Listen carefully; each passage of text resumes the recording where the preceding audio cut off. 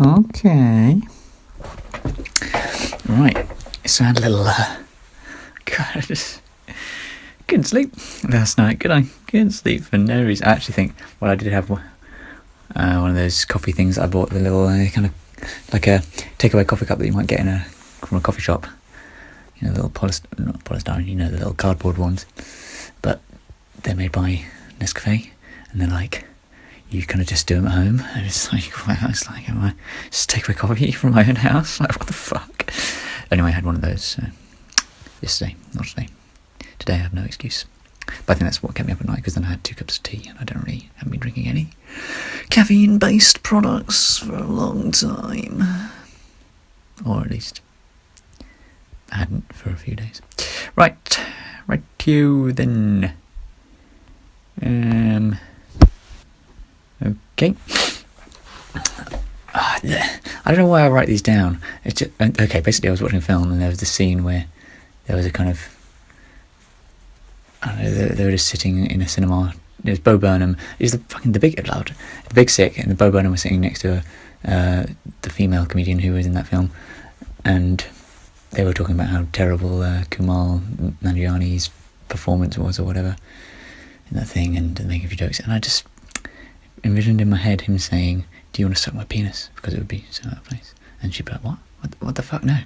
And then he could say, "Oh, well, can I suck your penis?" I thought it would be funny, but obviously it wouldn't. And I actually thought it would be something I could incorporate into a show-up thing. But the fact that that's the only thing I think to write down, I just didn't want to forget it. Okay, it's pretty simple. Even though it should be something I should want to forget. But the fact that that's one of the things that I mark out as something that's worthy of writing down suggests that that's my sense of humour. Let me tell you, it probably is. Remembering my hypothesis of a long time ago that in a universe without intelligent creatures there would be no such thing as good and evil, only when humans witness the processes, or well, any intelligent creature witness the processes occurring in the universe would they ascribe the word evil to some processes and good to others, with some attributes of evil processes being, well, at least when I first postulated this, I tried to come up with what the basis of what most evil things are and what we categorise as evil. Anyway, with some attributes of evil processes being destruction and attributes of so-called good processes being construction and formation. Perhaps this concept could be extrapolated to realise that the true root of all evil is entropy. And obviously we know that entropy is always increasing, but we only experience local changes in entropy. As such, something like smashing a window is almost always going to be an evil action, as it seemingly only serves to increase entropy. However, this is where we must acknowledge that intentions matter, and in some scenarios, Jesus Christ, can I talk, please? And in some scenarios, a momentary drastic increase in entropy is done with the intention to try and bring order to a localized system and thus have a slightly smaller local net entropy change. Jesus Christ! In fact, it's possible to have a local decrease of entropy, even if the local decrease of entropy, even if the universal entropy. Oh, for fuck's sake! A local decrease of entropy, even if the universal entropy as a whole increases, which we know it always does, perhaps with very specific exceptions like Hawking radiation, I believe. And just to be as speculative as possible, is it possible that the reason we favour things which seem to bring order to a closed system, I think it counts as a closed system, I can't quite remember, let's just stick with local area. If we minimise the total increase in entropy, especially in our own, but in general, the universe will... If we minimise the total increase in entropy, especially our own, total increase in entropy, especially by ourselves, I think is what I meant. But in general, the universe will not, well, in theory, last longer. I think this is about the most far-fetched statement of this little consciousness stream, but there you go. So basically, I don't think I actually finished the smashing window analogy there, but if you smash a window, it's probably evil, unless, I don't know, maybe you're tearing down a building to... Maybe it's an old dilapidated building that no one could live in, and you're making a new one, or something. Fuck off. Right, as I've stated before, the ideal society is for the most part a communistic one, but this does not mean, and cannot, that it should be forced upon people. It can only succeed if people choose to tend towards communistic behaviour individually. In essence, people must want to be more charitable, and I highly doubt that the best way to assist people towards this aim is to force them to be charitable. There are few things less likely to make one more charitable than being told you must give your money to someone else, or else. That sentence is more fun than it first seems, and it's not. It's just the else thing. I've just remembered that this is already a thing, I think, namely the effective altruism movement and Will McCaskill. If that was his name, I spelled his name wrong, but I think I pronounced it right.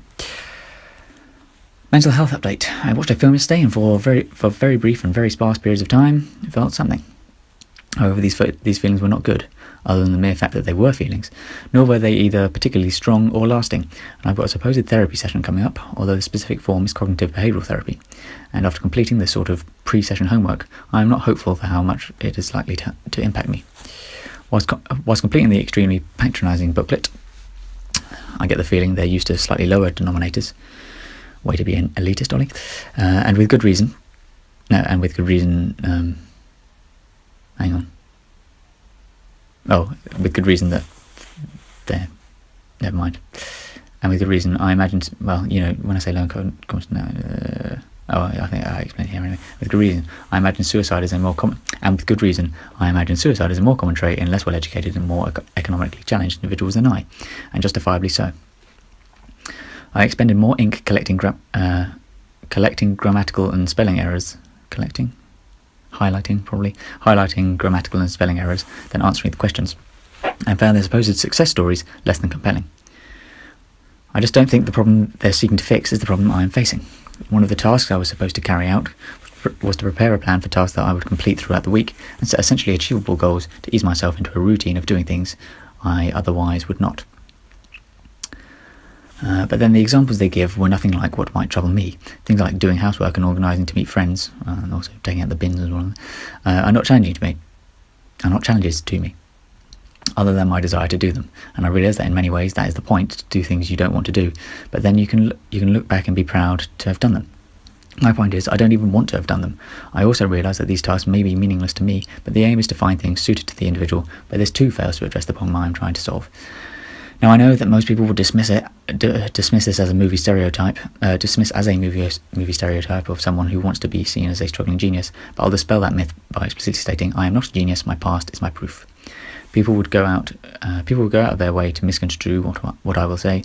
Okay, no one's going to go out of the way, no one's even going to fucking listen, but my point is I think I'm probably going to bring it up in therapy, and they'll react in a way that is like what I'm about to describe. People go out of their way to misconstrue what I will say is my issue by chucking it in the pile of I don't like who I am, and so will respond to the statement they assume I'm saying. They'll respond to the statement that they assume I am saying. Well, it's up to you to become who you want to be. However, if you listen / read carefully, even though I've actually put dead, Freud, you crazy son of a bitch.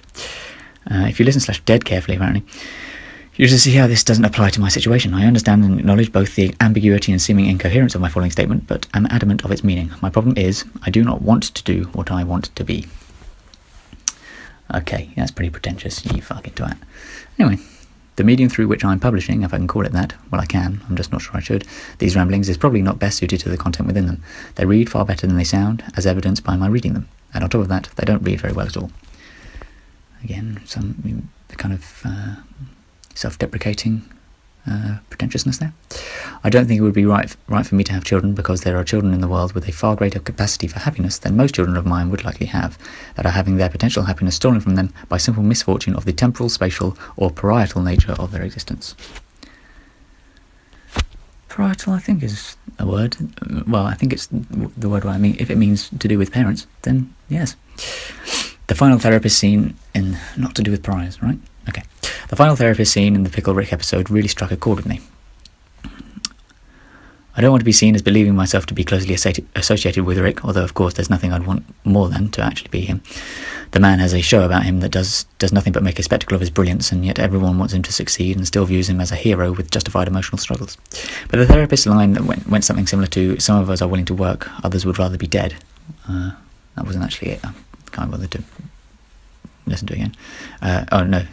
Well, it was something like, some of us are willing to work, others would rather be dead. We each have a choice. This largely captures the way I feel, and I don't think it's especially self-aggrandizing to say so. I do think it is, but I'd like to say that I don't think it is. To continue my rant, bringing a child into this world is not a selfless thing. It is one of the most selfish things a person or people can do.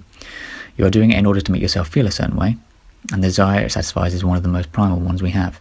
If you believed you were making a selfless sacrifice of your life and time, you wouldn't do it.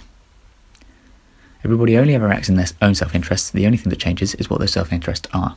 So this comes back to my old subjective experiences, everything. Blah, blah, blah, blah. Following on from my point on the selfishness of child rearing, steady now, Peter. For a moment, I shouldn't have said that. I should not have said that. Who says that? Hagrid, a definite Peter. For a moment, even I, yes I, was fooled into thinking that I might be one of the few exceptions to my rule, allowing me to truly raise a child in a selfless way. Imagine for a moment, and humour me, if you will, that I truly would, in spite of my current state of it. Just to be clear, some people can do it in less selfish ways, raising a child, if they have had a truly wonderful life, and obviously, thanks to their understanding of genetics, would believe that their child is likely to feel the same way. And that would probably, it's not selfish, but it's not selfless, sorry, but it's less selfish than to just bring a child in knowing that they're going to suffer. Anywho, imagine for a moment, and humour me if you will, that I truly would, in spite of my current state of existence, rather be dead, and that despite this deepest desire, I did decide to have a child and raise it with the sole intention of making both that child happy and that same child able to make as many other beings as happy as possible. Surely this would be selfless, because I would have preferred to be dead, and I propose that I would not get any pleasure from having to raise this child, even if it meant seeing the good brought into the world.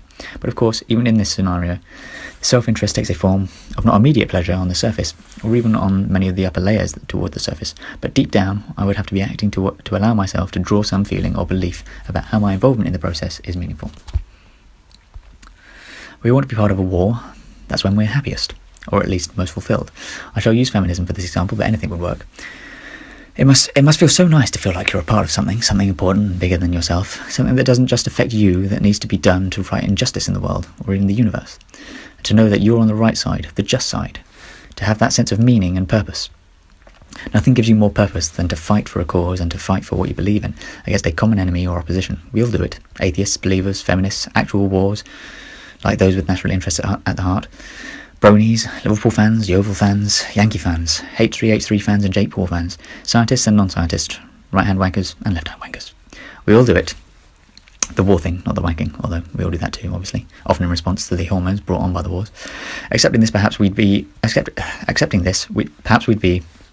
best off to find the ultimate common enemy that we can all take on together to really do some good. In quotation marks, in the universe, because of what I was talking about earlier, in the universe, while simultaneously ensuring our happiness.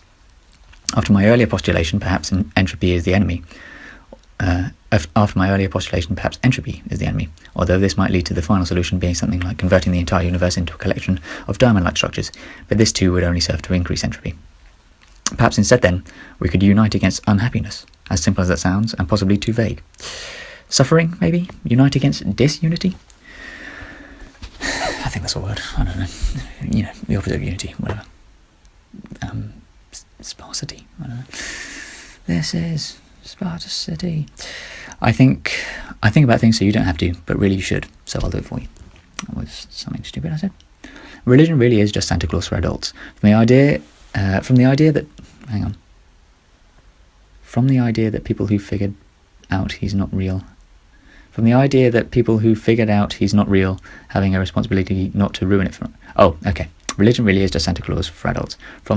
From the idea that people who've figured out he's not real, having a responsibility for those people who figured out he's not fucking him, Jesus Christ, figured out he's not real, not to ruin it for others, to the role. So that's what Sam's always going about, how there's a taboo about discussing religion in the same light you might discuss other ideological beliefs. Fuck off. To the role of the parents being so familiar, being so similar to the clergy or other religious institutions. If you behave a certain way, he'll reward you. Or if you behave another way, then he'll punish you by giving you coal or something.